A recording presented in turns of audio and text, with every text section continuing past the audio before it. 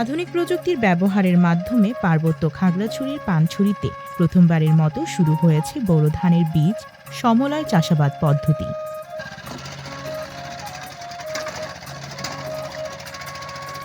প্রচলিত পদ্ধতিতে বীজতলা তৈরি ও চারা রোপণ না করে প্লাস্টিকের ট্রেতে আধুনিক যন্ত্রের সাহায্যে লাগানো হয়েছে ধানের বীজ। এতে ২০ থেকে ২৫ দিনের মধ্যে চারা মাঠে লাগানোর উপযোগী হয়ে ওঠে। ধান চাষে কৃষকদের শ্রমিক সংকট নিরসন, সময় অপচয় রোধ ও অতিরিক্ত খরচ রোধে সরকারিভাবে কৃষি প্রণোদনার আওতায় সমলয় চাষ পদ্ধতিতে বীজতলা ও ধানের চারা রোপণে ব্যবহার করা হচ্ছে আধুনিক কৃষি যন্ত্রপাতি।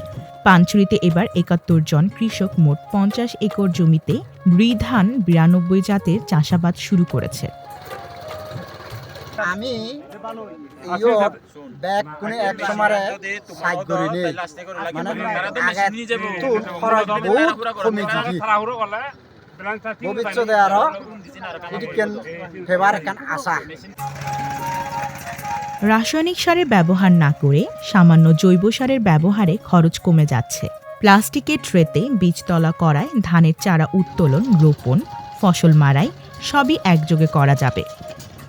উচ্চ ফলনশীল হাইব্রিড জাতের ধানের বীজ ব্যবহার করায় ১৪০ থেকে ১৬০ দিনের মধ্যে ফসল তোলা সম্ভব। আমাদের পানছড়িতে সমলয় পদ্ধতিতে চাষাবাদে আশা করি আমরা অনেকটাই লাভবান হব। আর আমাদের আগের যে খরচ ছিল চাষাবাদে ওইটা অনেকাংশে কমে যাচ্ছে। শুধু এটা না, কম্বাইন হারভেস্টারও চালাতে পারবেন, যেটা দিয়ে ধান কাটবো আমরা। সরকারের সহায়তায় কম্বাইন্ড হারভেস্টার ব্যবহার করা হয়েছে ধান কাটায়, যা সময় সাশ্রয় করে এবং শ্রমিক সংকট দূর করে। প্লাস্টিক ট্রেতে চারা রোপণ প্রযুক্তির মাধ্যমে জমির অপচয় কমে যাচ্ছে। রাইস ট্রান্সপ্ল্যান্টার দিয়ে চারা একসাথে সমান গভীরতায় রোপণ করা যায়, ফলে ফলন বাড়ে এবং কৃষকরা একসাথে ধান কাটতে পারবেন। এক ট্রান্সপ্ল্যান্টার ঘন্টায় ১ একর জমিতে চারা লাগাতে সক্ষম।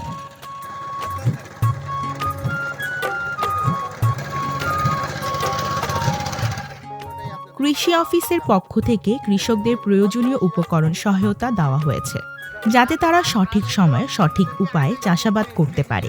প্রতি একরে urea ৯০ KG, DAP ৪০ KG, MOP ৫০ KG সার সরবরাহ করা হয়েছে।